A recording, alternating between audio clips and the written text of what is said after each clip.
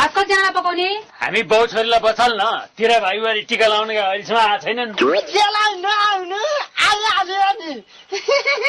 दक्षिणा पनि यो पालि कम दिएछ भन्नाले मामाले। कति दिए कति? म भन्नै सक्दिनँ के। सिन्ताले त भन्ने त मलाई 5000 दूर मलाई म चाहिँ आफै भन्नु पर्यो सक् भयो क्या। मलाई चाहिँ 7000। म त टिका लगाएर 5 रुपियाँ दिन्छन् भनेर टिका लाउनै नगाकी भनेर पर्छ कुरा बोल्थ्यास्। होस् राख्नु पर्दैन। यस्तो निकालको मानु छ नि हो। खुर्गन टिप ढिँडाकालहरू सबै पोरा जो कसरी टिप्नु? अब म त यो पैसाले बाख्रो किन्छु, अनि बाख्रोले पाठो पाउँछ, अनि त्यो पाठो बेच्छु, अनि गहना लाउँछु। म त सिधै ब्याङ्कमा राख्छु अनि ब्याज खान्छु। प्याज चाहिँ होइन, प्याज चाहिँ खान्छस्। प्याज यहाँ घरमा चिनी सकिएर छ। तेरो बाउलाई यहाँ चिया खान मन लागेको छ, खुर्गन चिनी किनेर ल्याएर एक किलो। होइन खुर्गन चिनीले भने सुन्ने तैँले। सुतले खै पैसा ल्याउँछ चिनी ल्याउनु पर्यो रे। यो फेरि अर्को उग्रा चान्डी चाहिँ छेदा भने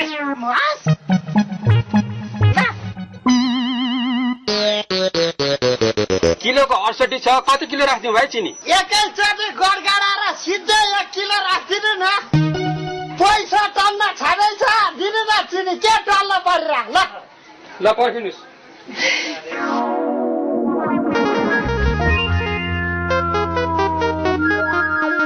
ठ्याक्कै ल्याउनु भएको छ।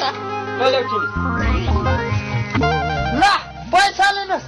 1000 को लोट हो, कटाएर दिनु नि त्यहाँ। ल नोट त क्या हो भाइ? मलाई नक्कली नोट दिने? के का नक्कली हुनु है पाप। दसैँमा मामाले टिका लाएर दिएको कटकटिया 1000 को लोट हो त्यो। मामाले दियोस् कि बडाबाले दियोस्, नक्कली नोट लिएर चिनी किन्न आउने? त्यो चिनी यहाँ ल्याऊ। चल तिम्रो पैसा। नक्कली नोट लिएर चिनी किन्न आउने। भन्डारे पातले त डुबाएछ नि।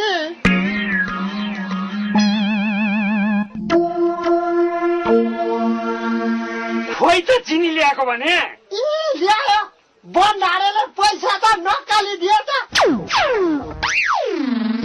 होला तिमीलाई दिँदाखेरि चाहिँ शङ्कास्पद हिसाबले दिएको थिए। पक्कै पनि नक्कली पैसा नै दिया हुनुपर्छ तिमीलाई। मलाई त सक्कली नै दियाछन्। अगाडि पछाडि सबै हेरिसके। खोइ तिमीलाई दिएको पैसाहरू त अनि तिमीले चोर्यौ भन्यौ नि। चोर्छ नि।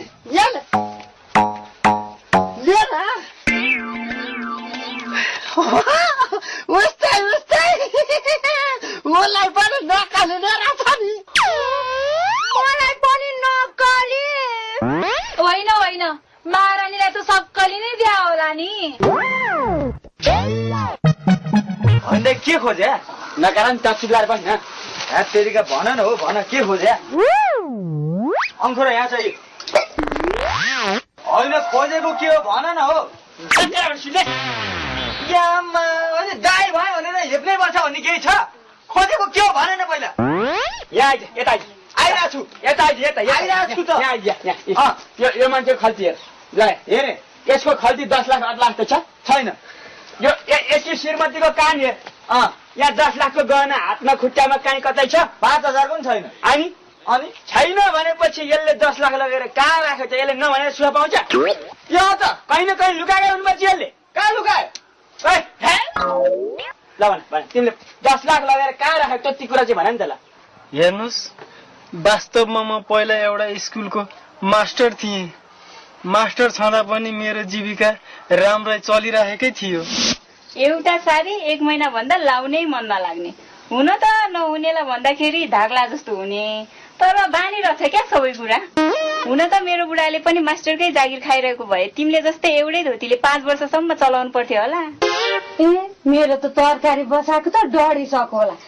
म त बुसुक्कै बिर्सेछु। गएँ है म त। सुन्न नसके गई। सर नमस्कार। ए बाबु नमस्कार। अनि तिम्रो कति पर्सेन्ट आयो रे? 86% सर। गुड। अब सहर गएर राम्ररी पढ्नु।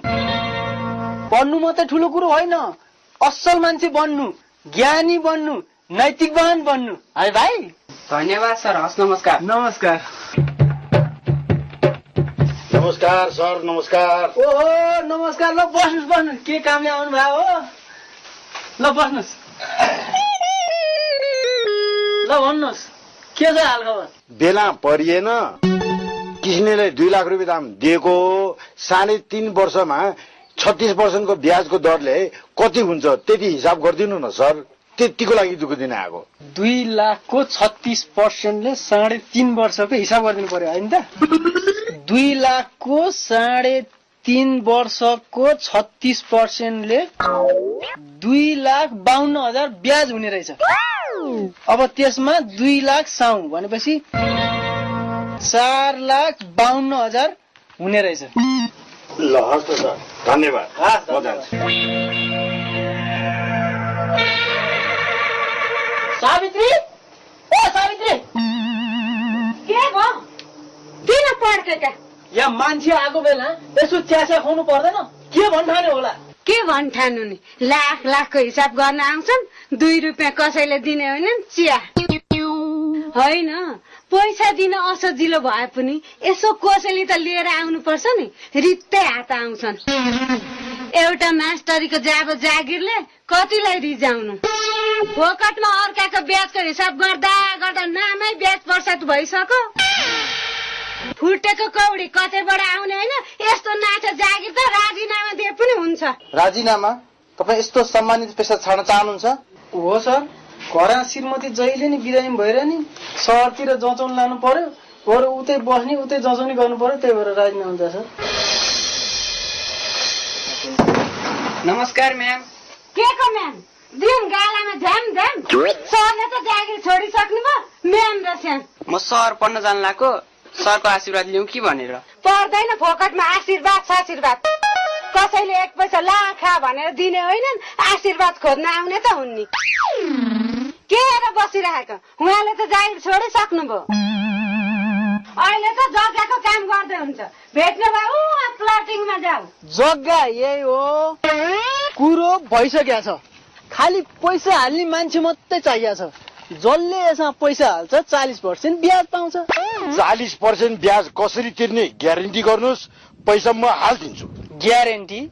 अब हेर्नुहोस्, तपाईँको 40% ब्याज पाक्न 1 वर्ष लाग्छ। म त आज जग्गा किन्छु, भोलि दोबारा बेच्छु, भोलि किन्छु, पर्सि दोबारा बेच्छु, झन् पर्सि किन्छु, त्यसपछि झन् दोबारा बेच्छु, किन्छु बेच्छु, किन्छु बेच्छु। 1 वर्षमा त म 12 चोटि किनबेच गरिसक्छु। अनि ल भन्नुहोस् त, तपाईँको 40% ब्याज दिन मलाई के गाह्रो? ल पैसा हालिदिए, भोलिदेखि प्लटिङ सुरु।